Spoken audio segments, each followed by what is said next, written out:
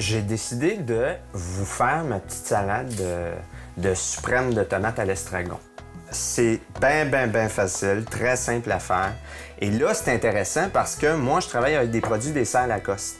À proximité de chez nous. Et puis en plus, en ce moment, c'est intéressant parce qu'il y a une belle disponibilité de produits. J'ai des tomates qui sont orange, jaune, rouge. Alors, ça fait une très belle salade colorée. C'est tout frais, ça. C'est des beaux produits frais que je propose au déjeuner.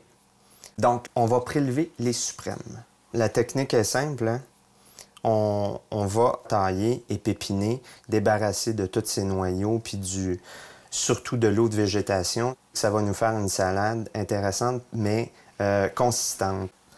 Là, vous allez prendre votre tomate de cette façon-là, et puis tout simplement les couper, je vous dirais là, à peu près un demi-centimètre, là, pour qu'elle se tienne. Il faut quand même qu'elle garde du corps, hein, parce que on va la brasser, là. Puis quand on va mettre le vinaigre, elle a tendance à se détendre, là.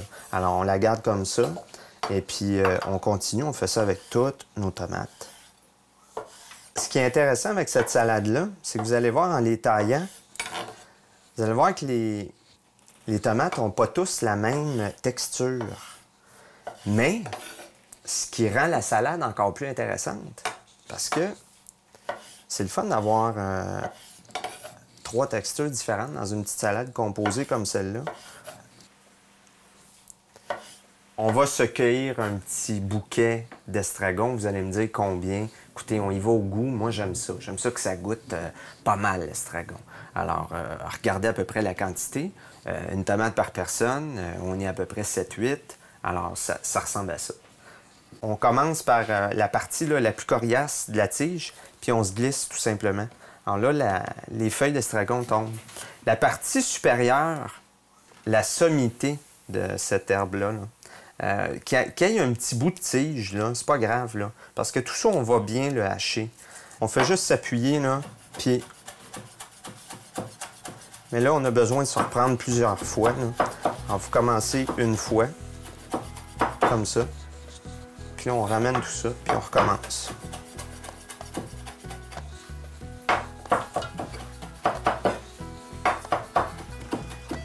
L'estragon est haché, les suprêmes sont faites. Là, maintenant, on va ajouter l'huile d'olive. On n'a pas besoin de se faire une préparation vinaigrette. On y va directement dans les suprêmes de tomates. Les quantités, là, écoutez, ça aussi, allez-y à votre goût. Moi, je mets, disons, au moins 3 fois d'huile d'olive. J'utilise le vinaigre de cidre de pomme. Je trouve que c'est le mariage idéal là, pour ce type de salade-là. Là, j'y vais délicatement, avec parcimonie, là. Mais pas plus que ça. Puis c'est pas grave. Au pire, vous allez corriger. On va y goûter à cette salade-là, puis ensuite, on fait la correction. Ensuite, poivre moulin.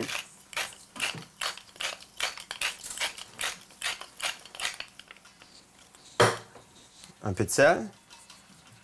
Toujours dans la salade. Je fais rien à part. Je fais tout, j'incorpore tout dans mon cul de poule. Ensuite, une petite touche de sucré.